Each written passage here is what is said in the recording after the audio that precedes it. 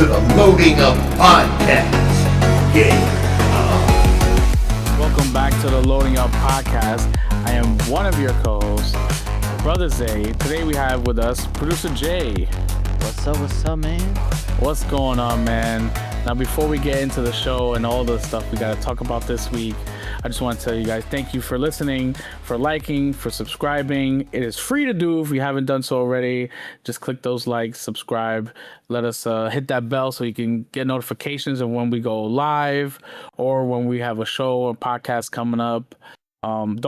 Don't forget to click the links down in the description as well for some savings from our sponsors, W Energy Drink, where you can save 10% on all the products if you use code LUP at checkout, as well as don't forget to click the link for NordVPN, where you can save up to a massive 67% off on a 2-year plan for all your savings and for your security. We need VPNs nowadays.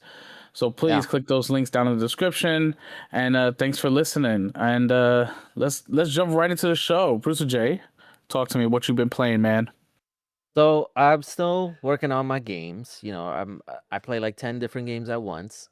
But I've been playing more of Aphelion because I feel like I stopped for whatever reason, but now I'm like getting back into it. And it's like I said before, like when I first played it, it reminded me of Jusant, and that's exactly what it is, but with a deeper story. And it's actually really interesting too. And I like how the mechanics change so it's not, you're not doing the same thing every single chapter. Like they introduce more things every time. So I like Keeps you a little that. fresh. Yeah, exactly. So playing that, still playing through.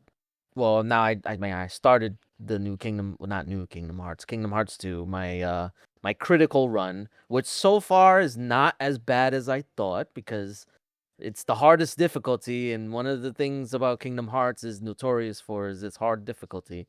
So I'm not doing bad. I mean, I'm dying, but I'm wondering if it's like all the years of me playing the Souls games prepared me to deal with the trials and tribulations of difficulty in video games. So yeah. Definitely. I'm still playing that. I'm still playing the WWE game.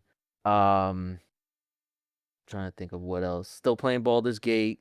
Uh it's weird because like I feel like, and I've noticed that whenever uh whenever you get to Act 3, and I feel like a lot of other people had what wait, hold on. I'm I'm looking at the gameplay right now.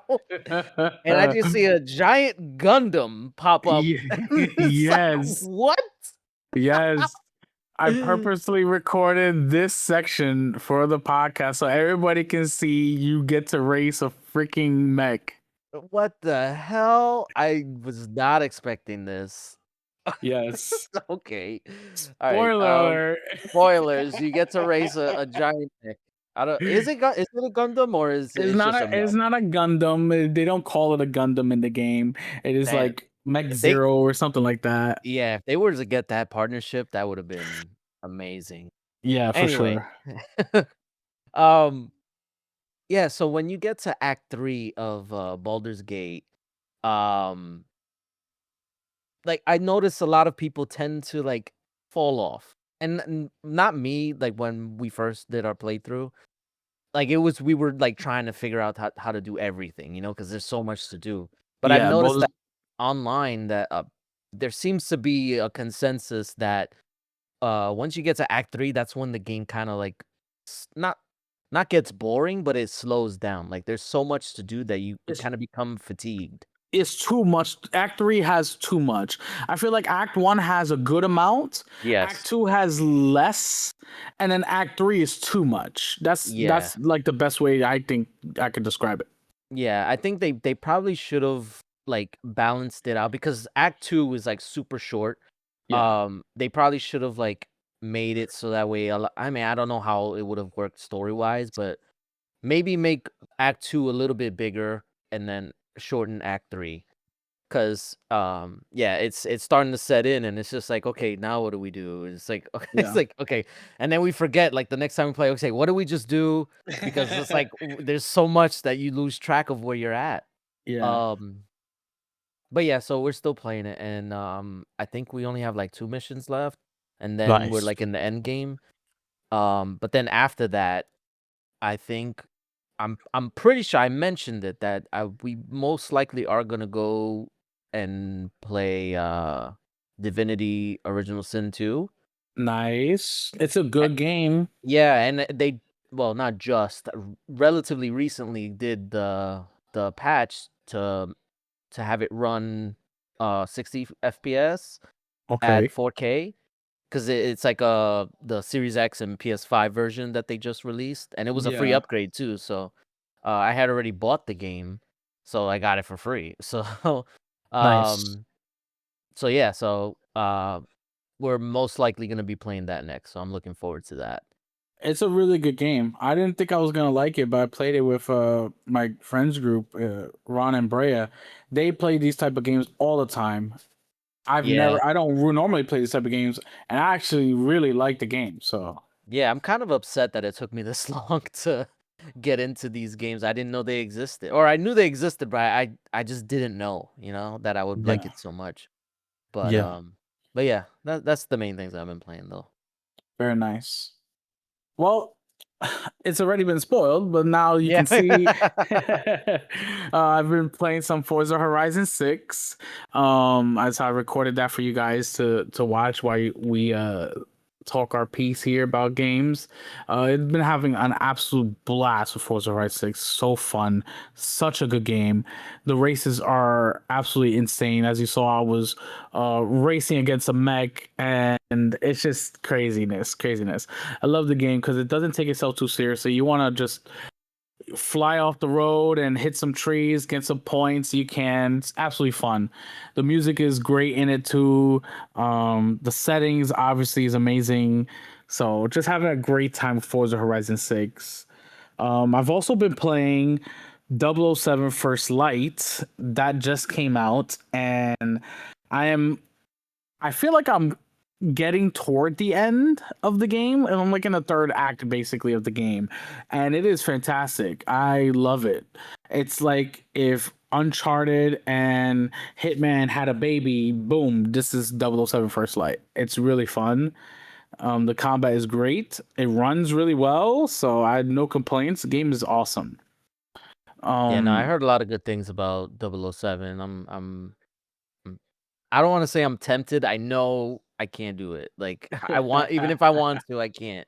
yeah. Um but it's nice to know that they didn't screw it up. Not that I had thoughts that they would, but we knew it, and it's not really a new IP, but it's a new IP for IO.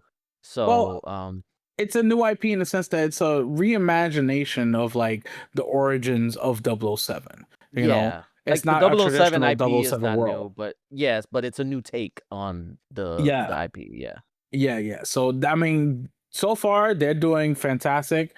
I think they sold 1.5 million in like 24 hours, Nice. or like the first 3 days, something like that. It's absolutely insane. It's getting some high praise, great sales, and I'm hoping that leads to more games within the 007 universe because it was fantastic. So far, so good. I really like it. I'm still playing it, and I actually stopped playing so we can, do the show. Yeah. But also I've been playing, which I haven't been mentioning. I've been playing for the last couple of weeks.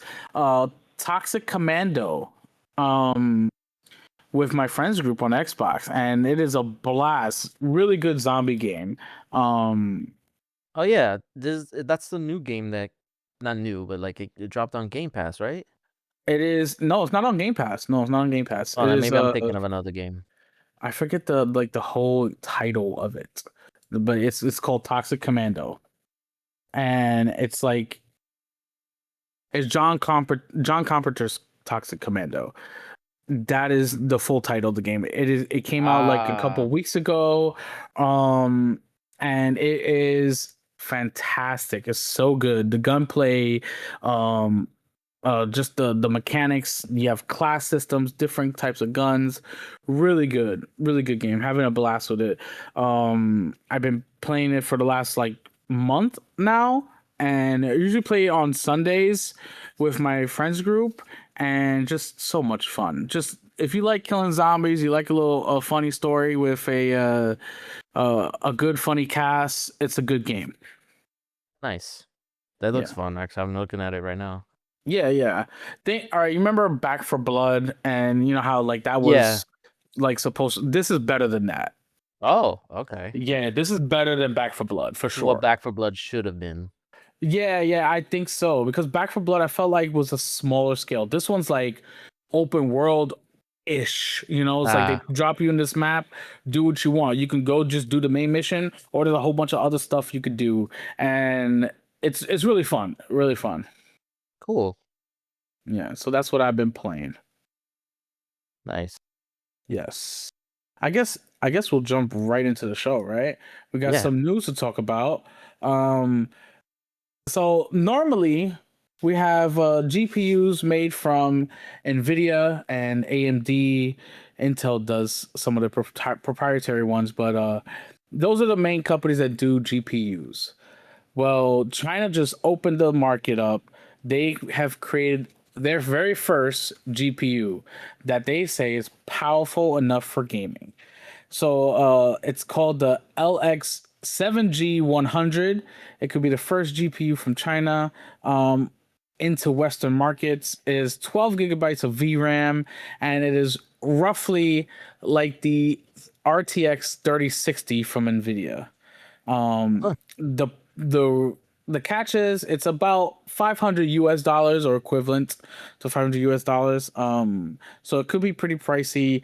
The thing is, it also doesn't fit all motherboards, so you have to have a particular type of motherboard in order for you to use it. But this is sort of like the first step for other companies to come in and really gain a market share against Nvidia and AMD because they need more people out there competing against these people. Yeah, You honestly, know? I'm surprised it's taken this long for somebody to jump in.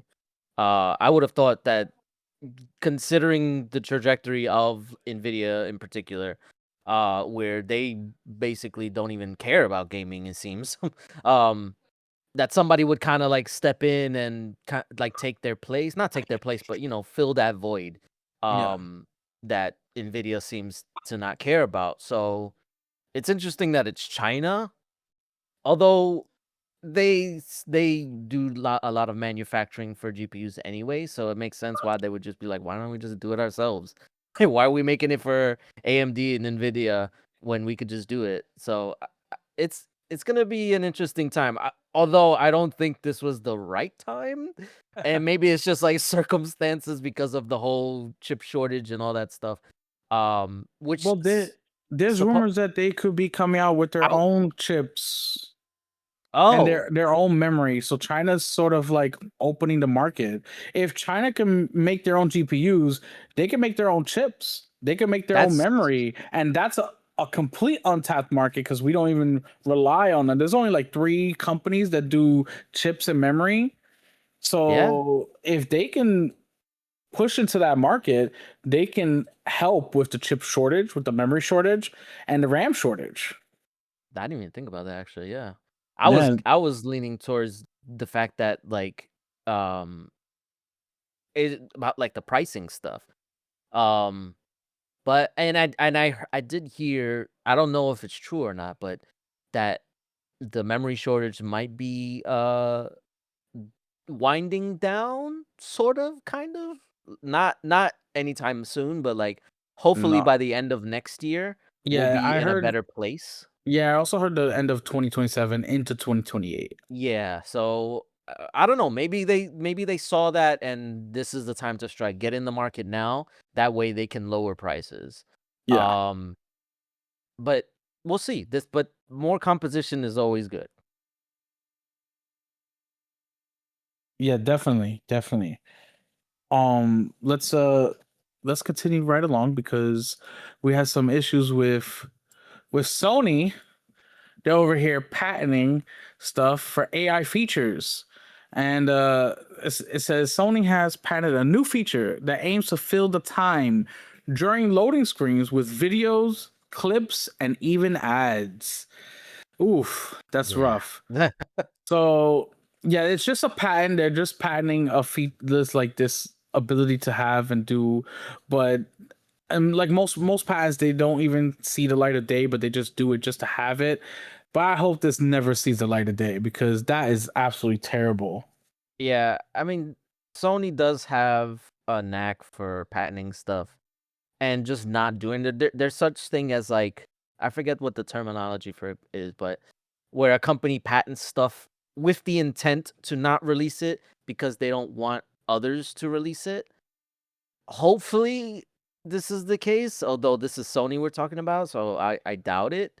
But yeah, this is not good. It reminds me of like whenever you go to like a gas station to fill up, they show ads now, and it's just like it makes you think like what is the like when am I ever gonna be pumping gas and I see an ad and be like, oh yeah, like I don't know, maybe it works on some people, but it's like the stuff that I see on there is so stupid, but like and it also it begs the questions like, is it gonna be ads even related to gaming?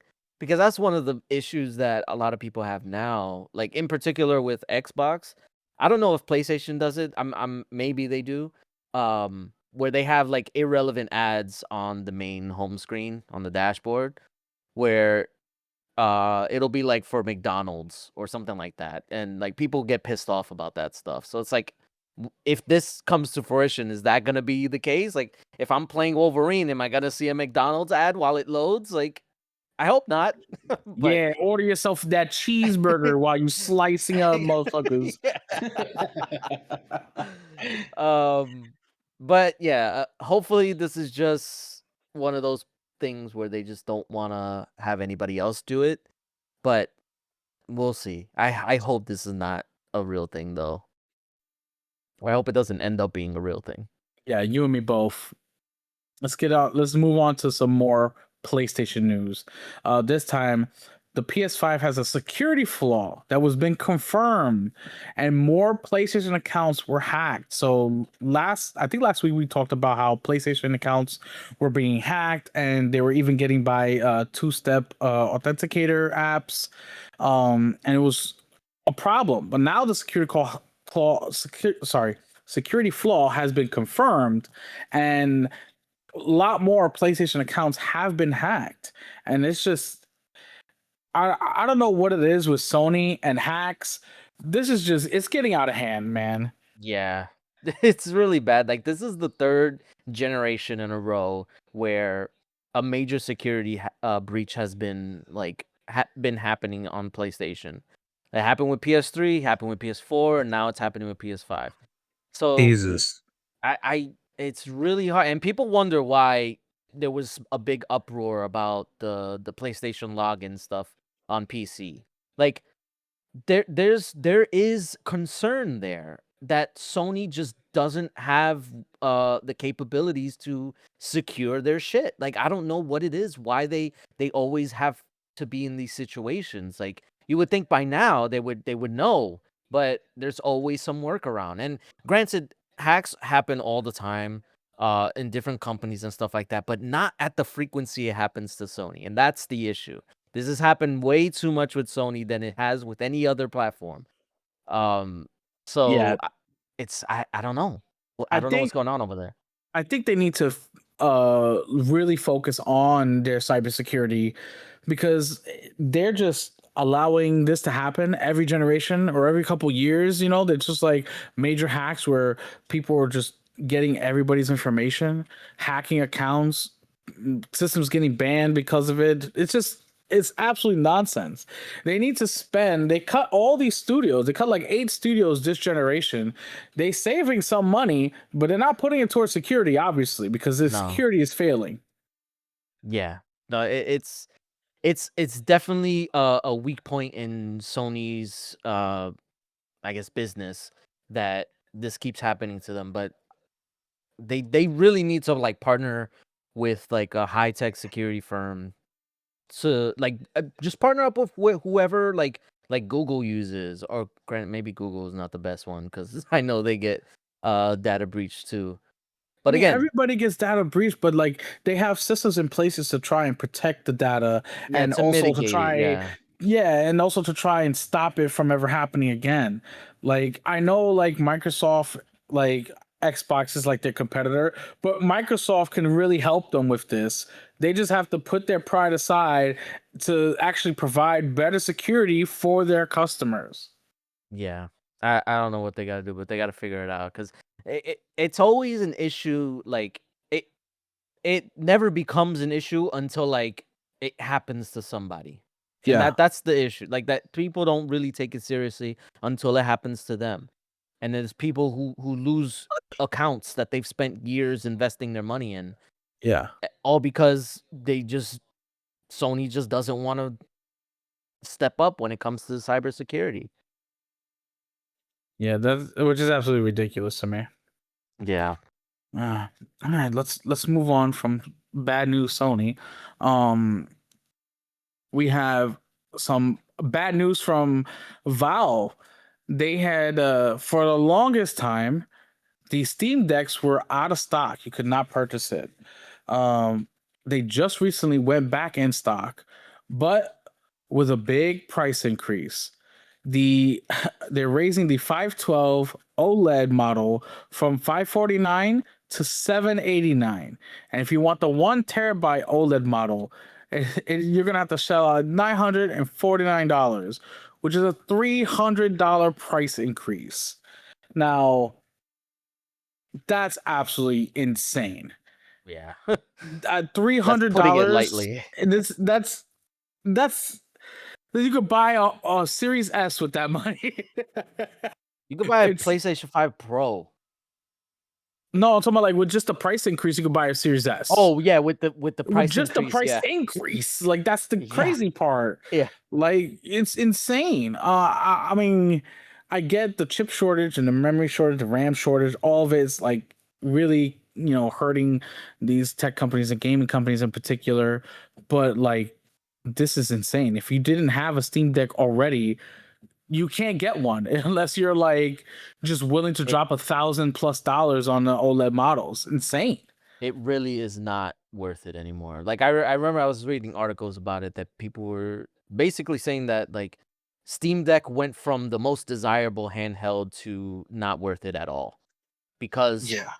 essentially like surprisingly, the Xbox Ally became the most desirable handheld right now. The base model, The the white one?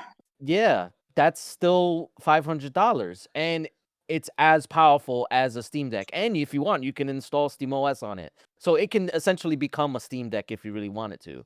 So like, it really doesn't make a sense. Like a lot of people say, "Oh, it's because of OLED," but like OLED is really not worth it. Like, and that's one thing that I didn't understand, because if OLED is also contributing to the price increase, like for not the price increase, but why it's so high, just re-release the old version, the LCD model. Like, why did they discontinue that? I mean, maybe it was because they didn't anticipate the shortages, but why not just bring it back? Are you incapable of making an manufacturing an LCD screen? Like, I feel like that would be a good enough compromise where, like, yeah, we're raising the prices of the OLED models, but we're re-releasing or restocking the LCD model and keeping it at the price range that the old model was at, which was I'm assuming it was like what, $400, $500. Yeah. Um, yeah, so it's like, why didn't they just do that? Or at least plan for it? Or maybe well, no, I doubt it. I was gonna say maybe they're thinking that the Steam Deck 2 is gonna be coming out soon, but What I does don't think honestly so. what does this say about the Steam Machine price?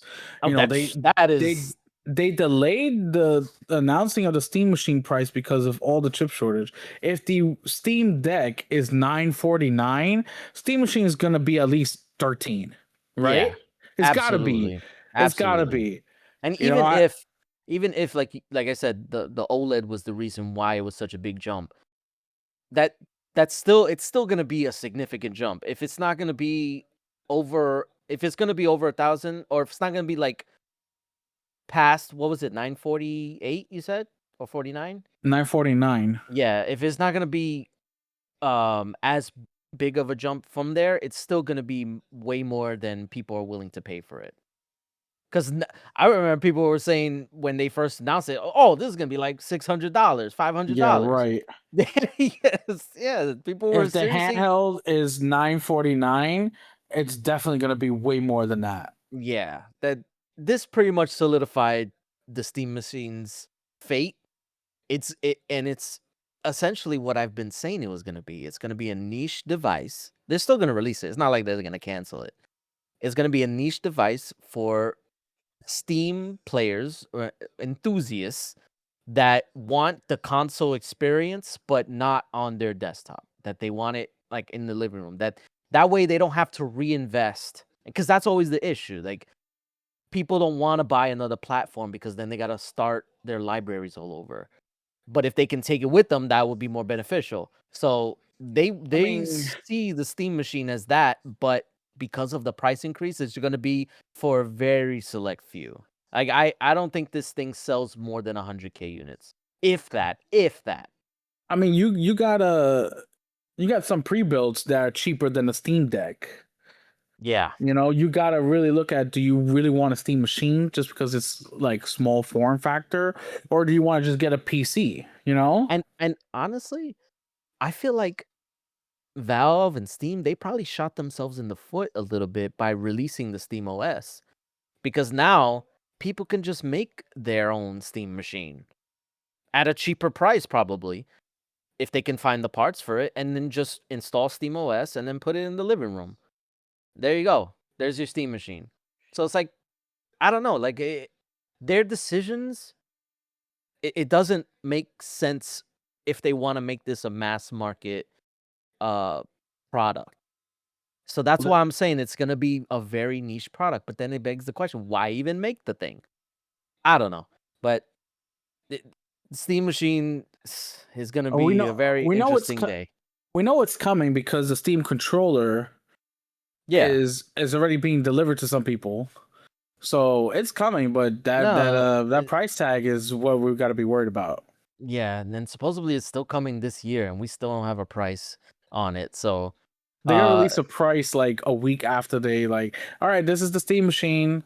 Okay, this is the price. It comes out this day. imagine That's they it. allow pre-orders but don't announce the price. How would they even do I don't that? know. There was just like price TBA. It's like, if you really want it, you'll pay whatever.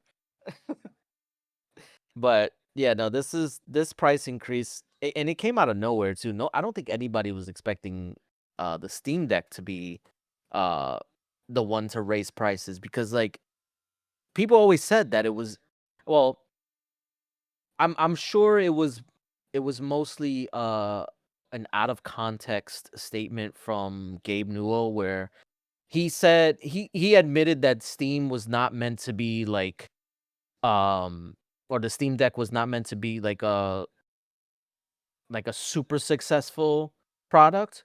Like, they Yeah. made it with the intent to try and push the industry forward, and it kind of worked. Like, they did usher in a new era for handheld gaming, but now, like, it kind of showed like they did want to make a profit on this thing. It's not like they were just doing it out of the kindness of their hearts. Um and now it shows. And I don't know what the future of the Steam Deck is, but it's probably not looking good.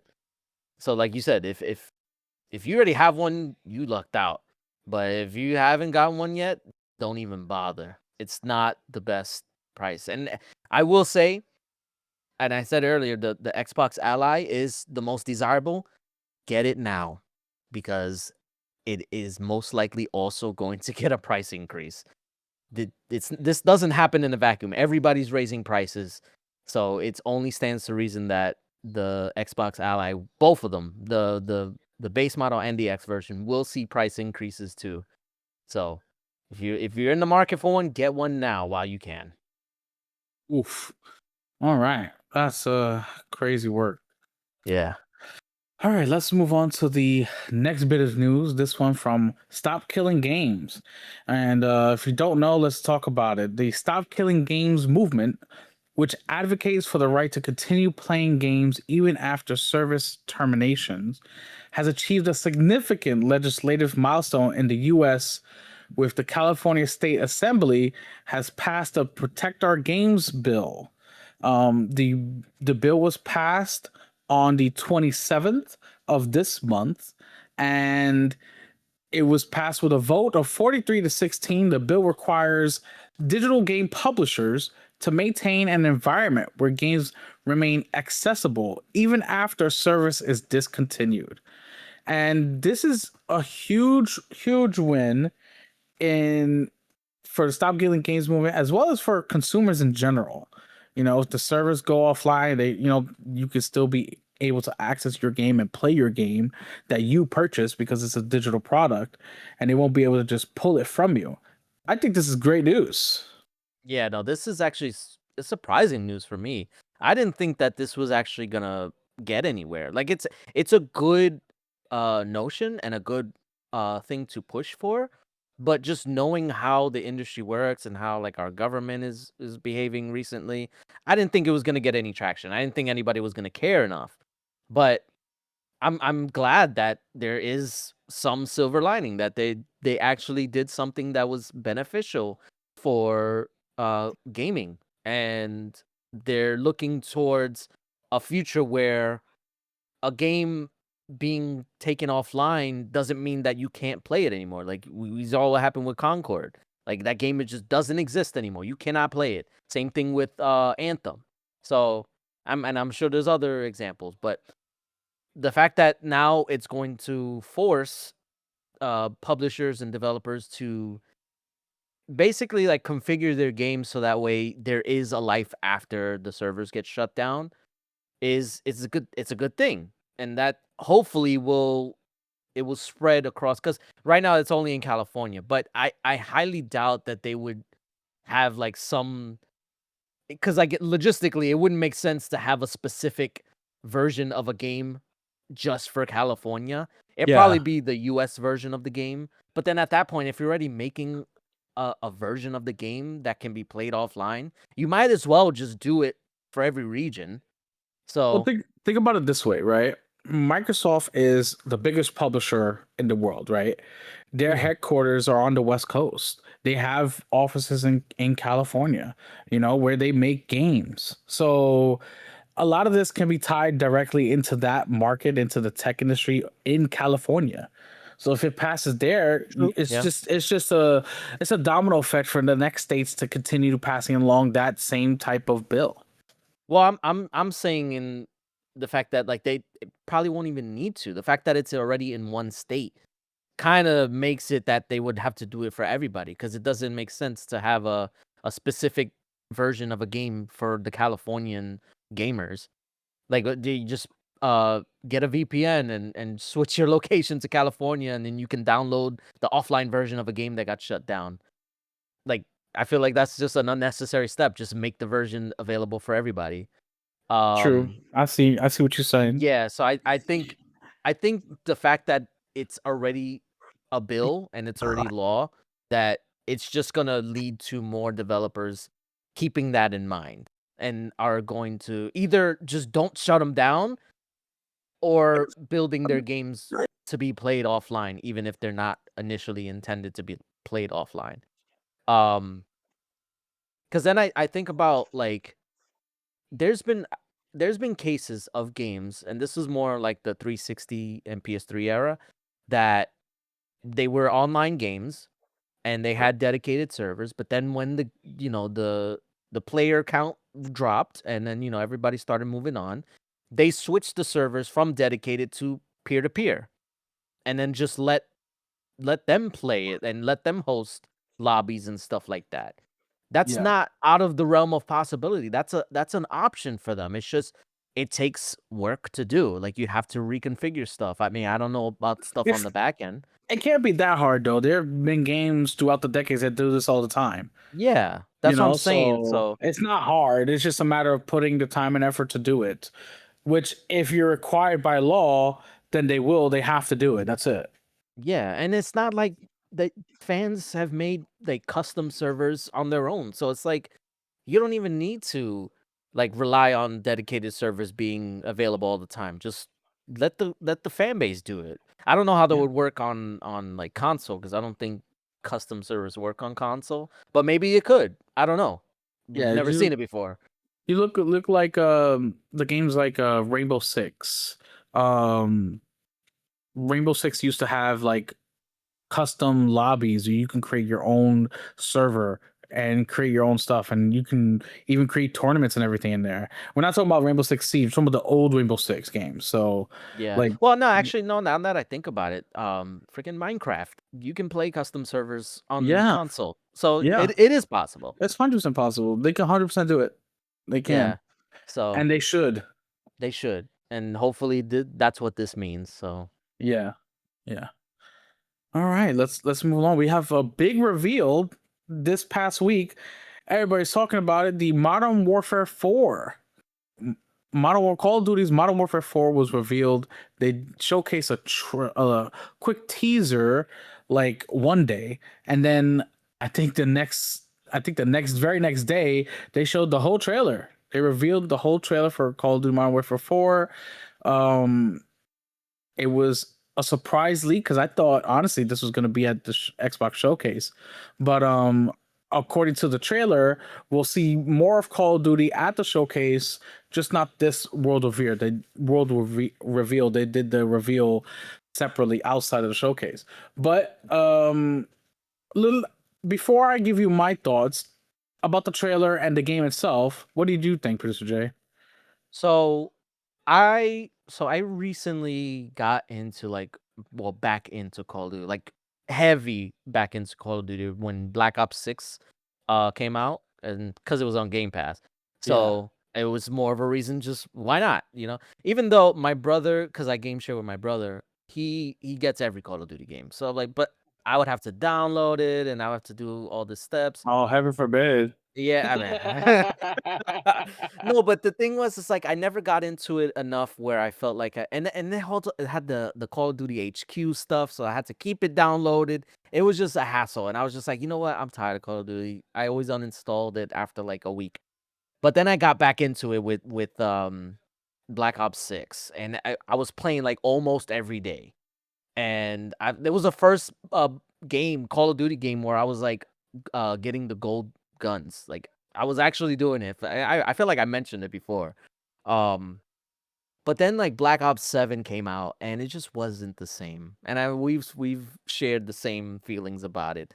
So I play every now and then, but I don't play as much as I used to. But That's seeing Modern Warfare 4, uh, I don't know. I feel like they might bring me back in cuz I will say before I took my Call of Duty hiatus, I was always of the mindset that the Modern Warfare games were better. I know that's ooh, I know controversial that's a statement. controversial hot take, but I always felt like at least up until I want to say I feel like after Modern Warfare 3, like the original Modern Warfare 3, it kind of fell off. Like that was when I was starting to notice like okay, it's not as good anymore. But Call of Duty 4 and Modern Warfare 2, those were like peak Call of Duty days. And I remember playing like like I was living on Call of Duty. Um so I was always in that mindset, oh, Infinity Ward is the better developer. But then it slowly shifted to Treyarch, and they were the ones who were always better. But I don't know. Maybe it's just because they had to do the back-to-back Call of Duties, which they said they're stopping, thank God. Cause I don't think I can deal with another like back-to-back Black Ops 6 and Black Ops 7. I don't want Modern Warfare 5 after this. um Let's give us something completely new.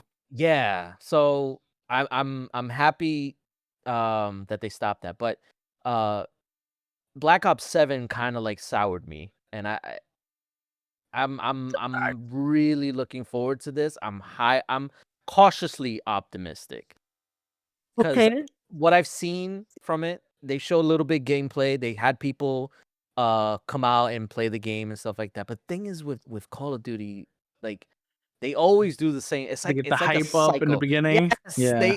it always happens. They get me excited and it's like, oh, I'm gonna be into it. They fly out all these content creators. They all say, oh, Call of Duty's back. And then after like a month or two, it's just like, okay, so it's just back to what it was before. Like it's always the same cycle. So that's why I'm just like, I don't know. Like I don't know if I can trust my better judgment in this case. But I'm just be honest, based on what I've seen, it looks really cool. And the story seems to be very interesting as well. Just like for the campaign Definitely. aspect. And Yeah, definitely. that's one thing I will say. In general, I feel like regardless of how you feel about the gameplay and stuff like that, Infinity Ward tended to have a better story than Treyarch. Maybe that's just my opinion. As of like Black Ops, like 4, 5, and 6, even 7, yes, I agree with you. Yeah, because I felt like after Black Ops 2, it kind of like started to like fall off. Drift, yeah. Yeah, but I like that the story seems to be very interesting. Like the whole teaser between like Price is he's gone rogue. He's not part of SAS anymore or whatever they're called. I forget. Um yeah. So and then he's fighting ghosts potentially. Maybe that Yeah, might be a fake out, but I don't know. We got to find out. But yeah. I'm looking forward to it. I did see I don't know if there's like a spoiler or a leak that they showed a scene where um what is it? Gaz was pointing a gun to Price. So it seems like he is completely alone. And that Well, yeah, but I don't know. We'll find out more. But again, it just goes to say, like that the story is also interesting. yeah. I'll tell you this much. I saw the reveal, I was excited about it. I immediately said, Call of Duty's back, and I pre-ordered. Those are my thoughts. That's it. That's I'll it. leave it at there. I pre-ordered the Vault Edition. I'm gonna get access to that beta, and I want to play it. You know what I'm saying? Yeah. Um, that's. I mean, I've always had Call of Duties anyway. You know, I always brought them, except for the last two. I didn't buy Black Ops 7 or Black Ops 6. I wasn't that interested, but they were on Game Pass, so I didn't have to buy them. Right. But now they're not on Game Pass, and I guess the decision to pull it off of Game Pass worked because I purchased it. There you go. I'm still So gonna wait for the beta to really like gauge on how I feel about it because it's one thing to be hyped for it, but when you play it, that was honestly when I started to feel like that Black Ops 7 wasn't it. I played the beta and it was like, I don't know. But yeah, but we'll see. Hopefully the only issue that I can possibly see, and it's not that big of a deal, is that they got rid of Omni movement. I thought that was one of the biggest um like yeah, but benefits to I Call of seen Duty. I seen the movement that they have. I'm fine with It's it. I don't like yeah, Omni yeah, yeah. movement anyway. That's why, yeah, it's not like I said, it's not the biggest deal. It's fluid enough where you probably won't notice the difference. But I did like the feel of Omni move. The fact that I didn't have to stop running because I went left or right. That I can just keep going and it felt more smooth. But based on the gameplay, it feels like it won't be that big of a deal. Yeah, I don't think it will be. I think it'll be fine. Yeah. Hey, let's I guess we'll move on. We've got a lot to talk about with Xbox. This week in general, let's just mention here. This week in general, we have a bunch of showcases, sort of like the E3 week, what I like to call it, Yeah, where it's essentially it without name. Yeah. yeah. Without being E3, it is E3 week because we have a bunch of showcases. We have the State of Play coming Tuesday of June 2nd. We also have the Summer's Game Fest, which is coming out on this Friday the 5th. And Jeff Keighley says it's going to be the biggest, best show that he's ever put on. And he's claiming, yeah, no, this is literally what he said. He's claiming there's going to be major surprises for people on all platforms. Those are his words. So Oh yeah, my god. they're calling out this award show and or game show, not award show, game show week is gonna be hefty, from PlayStation on the 2nd to Summer's Game Fest on the 5th, and then of course the Xbox game show on the 7th, which is Sunday, which we will be live streaming. Yes. Yeah, Can't wait for that. so yes, it's gonna be amazing. We're gonna be live streaming the Xbox Game Show and the Gears E Day Direct after. So if you're around, if you're available, tune in. We'll be doing a live, and you'll see our reactions live to all the stuff that's gonna be happening. It's gonna be awesome time. Yes. I Um, I have to laugh at Jeff Keighley. Like he does this every freaking time for every show. He always hypes it up as the greatest thing since sliced bread, and it's the second coming of Jesus Christ himself. But it always falls flat. Always. I'm the it's only always mediocre, right? It's like, ah, it's all yeah. right. It's like at best, it's like it's all right. The only like not to say that there's not stuff to look forward at those shows, but it's just like don't overhype it. Just like you gotta temper expectations, bro. Like the last time he did this, people thought that they were gonna show GTA at it, and then Yeah. GTA the trailer dropped like a week before, and then everybody was like, "Oh man!" And then the show ended up not being. It wasn't bad. It's just it's not on the level that you put it on. So Yeah. that's why like I laugh when he says that. And it's like, just stop, bro. You ended your last show with freaking I can't even remember the name of the High game. guard. High Guard. That didn't even last a week. It lasted 2 weeks. I mean, I'm not like it lasted 2 weeks and then it was gone. It doesn't work anymore. Like, and that's one of the things we talked about. Hopefully that won't happen anymore. But the fact that it did is just like you Yeah. ended the show on that. Like, how could You you know do what? that? All right, hold on. And you know me, I don't like Jeff Keighley, but I'm gonna play a little devil's advocate here. He's got the only big show, you know. I mean, sure, PlayStation's got the State of Play, and Xbox got their show, but he's got like a big show. He's got A the Game stage show, Awards. yeah. He's got the Summer Game Fest. It's happening all week. The big show is obviously happening on a Friday for him, but like all week they're doing stuff. He really puts together a lot, So of course he's gonna hype it up. Of course this is his show. He's gonna say Yeah. it's the best, biggest, and ever. And I don't blame him. It used to be E3 where all the companies got together, and then that sort of just died out. That was it. It's done. So he's just taking up that mantle, and he's gonna do what he's gonna do in order for the showcases to bring more people to it, bring more eyes to it, and bring more gamers to it. You know what? That's fair. You're right. Like he does do a show, like an actual show. It's not just Yeah, a video that is just a montage of trailers. Like he actually has a whole show for it. yeah, Twice a year. Like it's actually no, 3 times a year, right? Because he has what is it? I forgot the one for Gamescom, I think. I forget what it's called, but he does a show for that too. Um and it is the closest we have to like an E3 type yeah, show where yeah. like there's a stage and guests and all that stuff. So I guess if that's what you want, then that's he serves that purpose. He does. But And like I said, I don't like Jeff Keighley. I don't like him at all. I think he's a Nepo baby, a rich boy who just wants to do whatever he wants to do, put himself in the limelight. I don't like him. But you got to give him credit. He's stepping up where it was literally a void. There was nothing yeah, there. He stepped up and he's bringing gaming, not just to gamers, he's bringing it to normies, you know? true, So true. you Yeah, got I will say he made it so that his game awards was the only game awards that mattered. Even though yeah. there's so many The other different game awards. There's so many different game awards, but his is like the number one. the one that everybody cites as being the most Yeah, important. So yeah. yeah, okay. He's You a listen. You got to give credit when there's credit due. I'll give credit to him.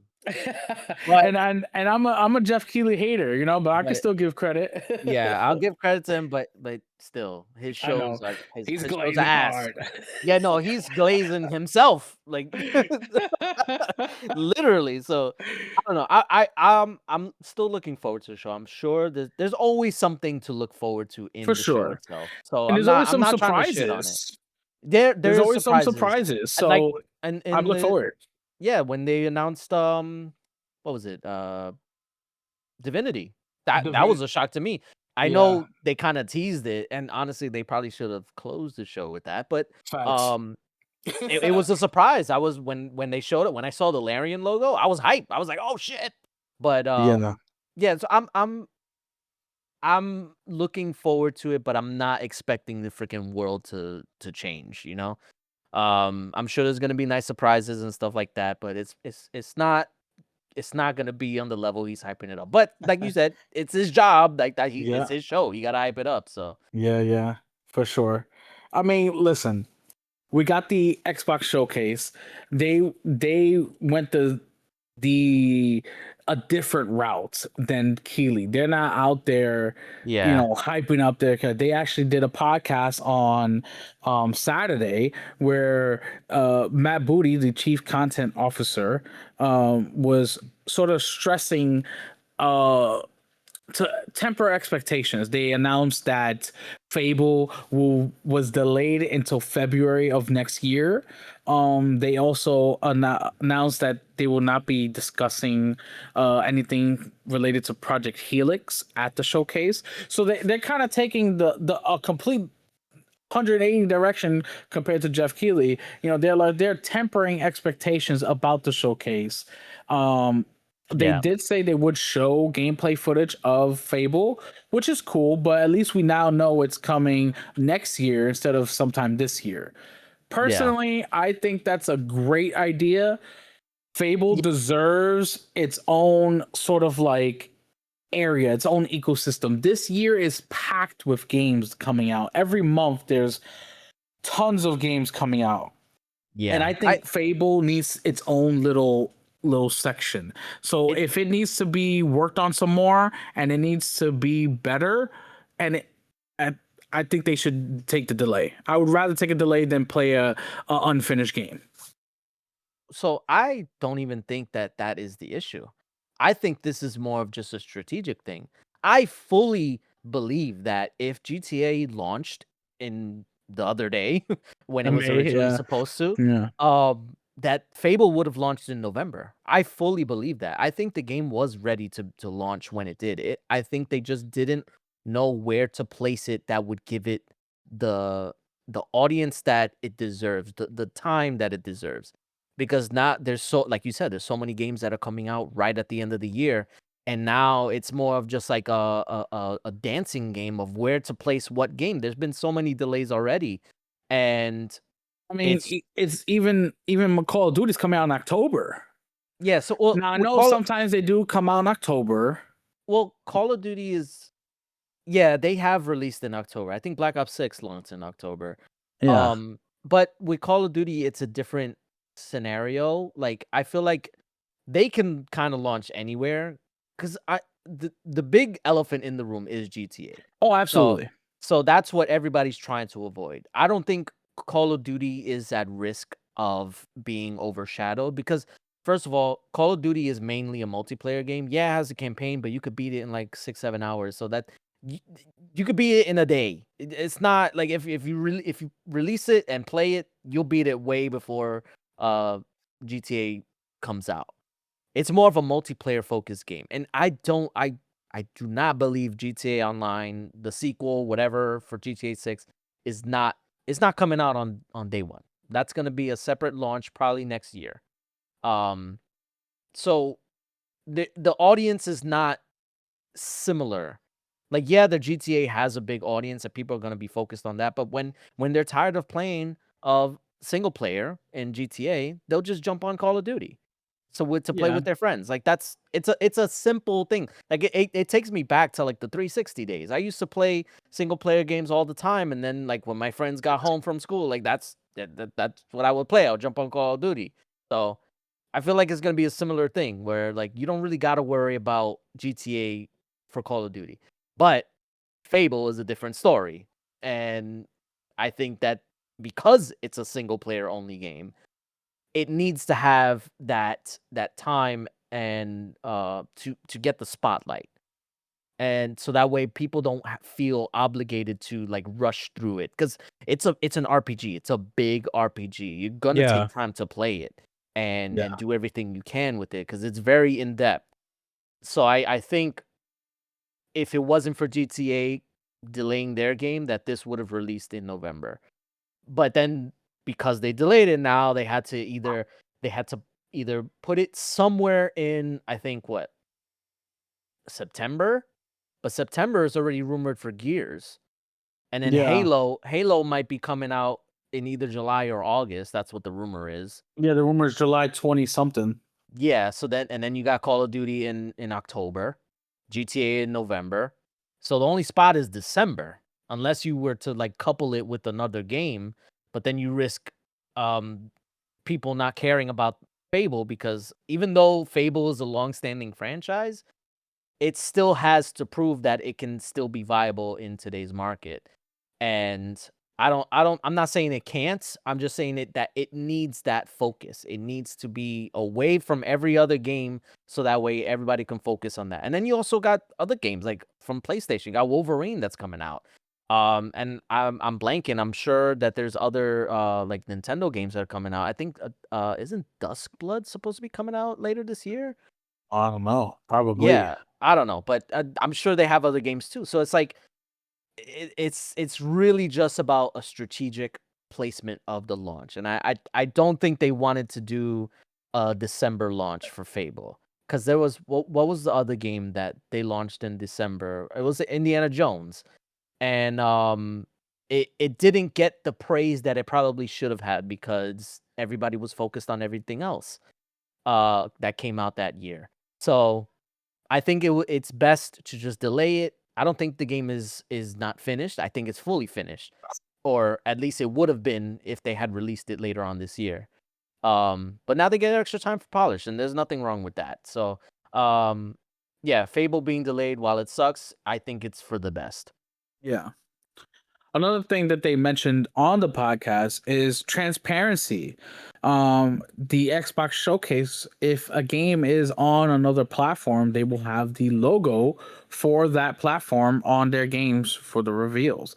And personally, I think it's not a big deal if you see a Nintendo logo under the Call of Duty title or PS5 logo under the Fable title. I don't think it's a big deal. I'm gonna play it on Xbox anyway. I'm gonna buy it there. So for me, it's not a big deal. But apparently, the internet was uh, on fire after this reveal from Matt Booty because they don't want to see logos of the competitors at an Xbox showcase, which I get that, but also Twitter's a bubble. And yeah, there's some loud motherfuckers on there who would tell you this it can't be this way. But if you talk to real gamers, they don't care. Real gamers out there, like I've talked to several people who were just like, I don't care. I'm buying it on Xbox anyway. So are we just gonna sit here and be, tortured to death by these loud people on Twitter? Because even Asher Sharma came out and was responding to these people and saying that they will for future showcases they will take a look on the logo issue. And it's like, you want transparency. You want them to talk to us. You want to see where the games are going to go. And if you do that, it's a problem. If you do the opposite, it's a problem. I feel like no matter what Xbox does, people are going to have a problem with it. Whether it's the hardcore fans having a problem with the transparency or whether it's the trolls having a problem with Xbox in general. It doesn't matter what, I feel like it doesn't matter what Xbox does. People are just going to be upset about it anyway. So just let them do what they're gonna do. It's transparency. That's all it is. They're just letting you know, hey, you can play it there. It's an Xbox showcase. Yeah, sure. They only put Xbox stuff on it? Maybe, but 2 seconds after the show, it's PlayStation's probably gonna put up, oh, also available on PlayStation. The same way Xbox does when PlayStation comes out with their showcase, and people are wondering, is this going to be an Xbox? And Xbox comes out with their own post saying, also available on Xbox. So I don't see the big uproar. It's just all about transparency, and transparency is a good thing. So all right, I'm trying to like get my Get your thoughts thoughts together together. Yeah, yeah. because it's a lot. I've been going back and forth with a bunch of people over the past few days over Mm-hmm. this stuff, and I feel like Including me. including kind of you. Like, I wanted to save it for this show. So you're right. It's not a big deal overall. Like when they started doing this. So my whole thing is that like there was a point in time where they didn't do this. They only showed Xbox logos and Game Pass and Play Anywhere and all that stuff. Then I think was it last year or the year before, just randomly, not randomly, they did announce it. They just started putting PS5 logos in there. And again, you're right, it is for transparency purposes because they don't want people to feel um like they're trying to hide something, like, oh, like why are they hide? Like we're just gonna find out anyway. Like why not just put it up there? Like that makes sense. But the problem is, like, if it's not a big deal for them to put it there, it's also not a big deal to not put it there because they also like they used to do that and nobody cared. In fact, like it was an expectation. Like it's an Xbox show. Like why would they show PlayStation logos? Like whatever. Like I'm just gonna find out about it later. It doesn't matter. And that's ultimately my like argument is that either way it doesn't matter. So it's like why do it?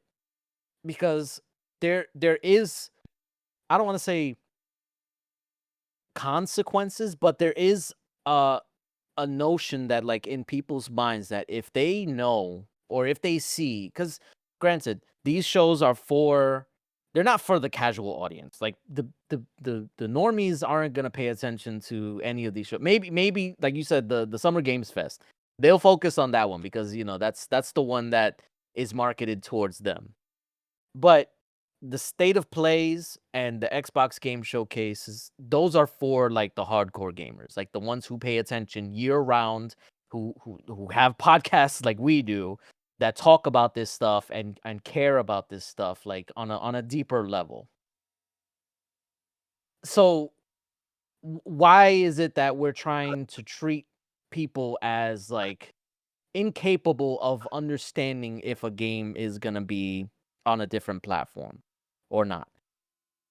Because PlayStation does it.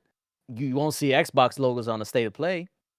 So it's more of just it's more of a why not versus a why. Like why would they take them off? Like why not take them off? It doesn't really change anything.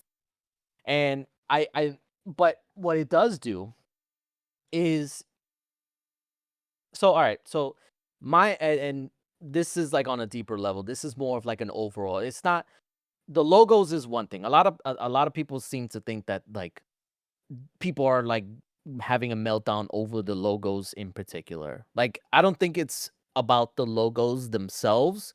I think it's about what having those logos there represents for Xbox and their pers- perception of the Xbox brand. Because one of the biggest issues that Xbox has been facing over the past decade has been uh players not investing in their ecosystem. And they've tried multiple things, plenty of things. They've done Game Pass, they put day one games in there, they invested in their first party output, they bought publishers, all in an effort to build up the Xbox brand. And it still hasn't worked. And the reason why they pivoted to PlayStation, to putting games on PlayStation, was because they haven't they haven't been making enough revenue on Xbox users themselves.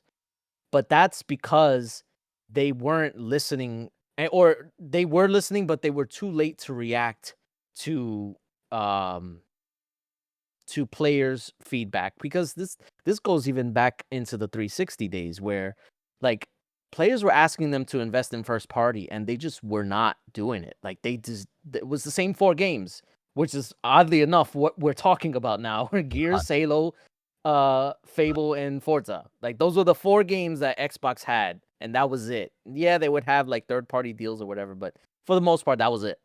And it took them so long to actually invest and build up their portfolio and acquire all these studios and publishers and stuff like that. So now they finally have an opportunity to change that and to do something different for a change.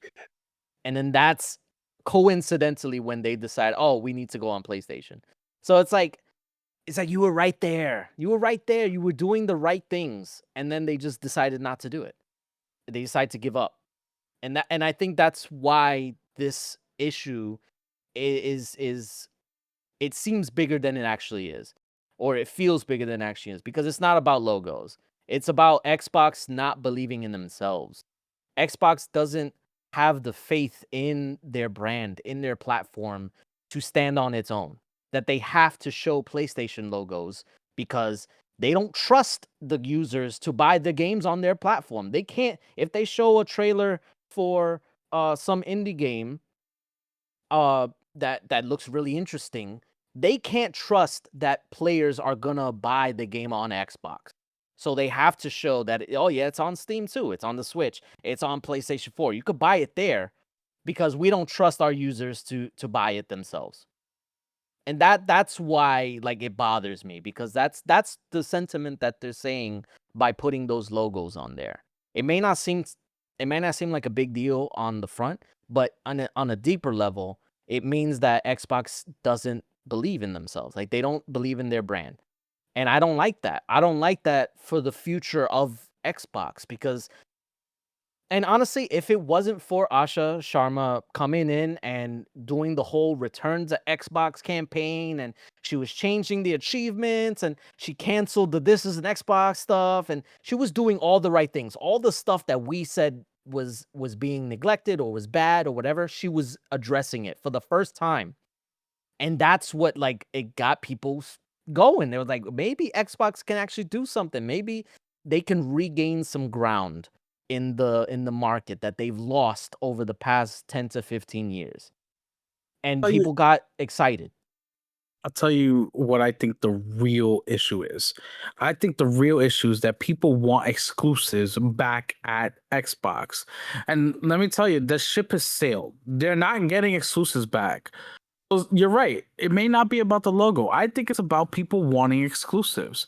They want exclusives to go back to Xbox. They don't want Xbox games on anything else besides Xbox. But the ship has sailed. The games are coming to other platforms, be it PC, be it PlayStation, be it Nintendo Switch 2. And you know what? They got to get with the times, because they're not going to just leave these markets open to where they're not going to make money. They've been making a ton of money on PlayStation. They're making a ton of money on PC. It's evident with their Call of Duty releases, Forza Horizon 6 release. It's going to be evident with Fable's release. They're not going to leave that money on the table. They're not going back to exclusive games. People got to get over it. And the loudmouths on Twitter, they need to crawl back under the rock that they fucking live under and leave Xbox alone, instead of them trying to push their own narrative and what they think the company should do. This is a $4 trillion company. Let them do what they're gonna do. They're the biggest publisher out there. That's it. Let them be. You know, so I actually agree with that. I don't think exclusives are coming back, at least not in the way people wanted to. Like people are wanting like no PlayStation, no PC, Yeah, just it's not happening. Xbox, and that's not happening. Especially Helix is gonna be a PC, so like already there, like it can't happen. Like unless they freaking reconfigure what Helix is gonna be, which I highly doubt at this stage. Um, yeah, no, full on exclusives are not coming back. I think that's an unreasonable thing to expect or even suggest, because like you said, like they have to hit the like they have to make money. They can't just lose money indefinitely to please fanboys. So anybody expecting that is just stupid. Don't listen to them. But my whole thing was like Xbox should focus on Xbox. Yes, the reality of the situation or the reality of the industry means like they have to put games on PlayStation. They have to put games on Switch, on PC, whatever. I get that. But Xbox should still be the place where people want to go. And I don't think you can achieve that by still putting by still propping up other platforms on your platform. Because the thing is, you would never see an ad for PlayStation on the Xbox dashboard. You would never, hell, you wouldn't like just going outside of gaming. You wouldn't see uh like a something in Target saying like, oh, we have it at Target, but if you want to go to Walmart, you can go to Walmart and get it too. Like, no, you would never see that. It doesn't make sense. Like people know that it's gonna be elsewhere. And I don't think the problem is that. Like, I don't think the problem of it being available elsewhere is the issue. It's just that why aren't you making your platform more desirable? Like, how are you getting me to invest? Granted, like me in particular, I'm already invested. Like I'm an Xbox guy. I got freaking 1,000 games in my backlog on Xbox alone. I ain't going nowhere unless like freaking Xbox just decides to just exit gaming altogether. I'm in here for the long haul. But what about everybody else? Because the industry is changing and a lot of people are migrating to PC. So it's like what are you doing to make sure that Xbox is still relevant in the coming generation? Because we already know that Helix is going to be a pretty penny. Like we already see the Steam machine is probably going to be like you said, what, 12, 1300? Yeah. I'm going to assume that Helix is going to be around that price range as well.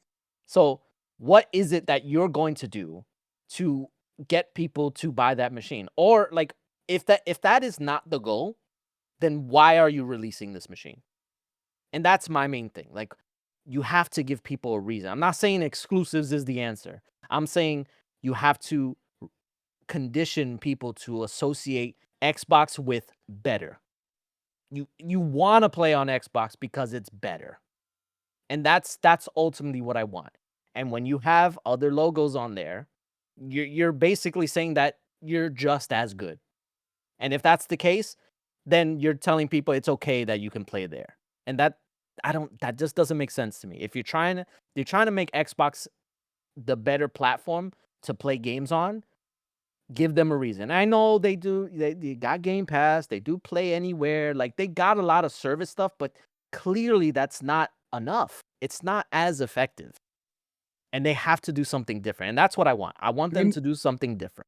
Maybe what they need is a couple of security hacks. Maybe they need to, yeah, maybe they need to have some lapse in security in order for them to be more popular. Who knows?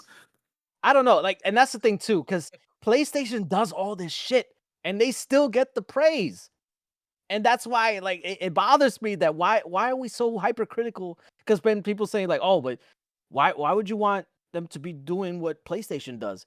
It's because it works, apparently. Like, I don't know what to say. Like, why wouldn't it work? Well, I guess we know why it would work because there's always the Xbox tax. There's a bias against Xbox, but it's like, There is. but that's why they need to change things up. They gotta No, no, no, change no, no, that no. mindset. No, it is exactly the reason why they need to just do what they're gonna do because people are gonna be mad either way. It doesn't matter what Xbox does, whether it's good or bad. There's always gonna be a negative connotation under Xbox. So fuck what anybody says. Do what you're gonna do, and that's it. Plain and simple. No.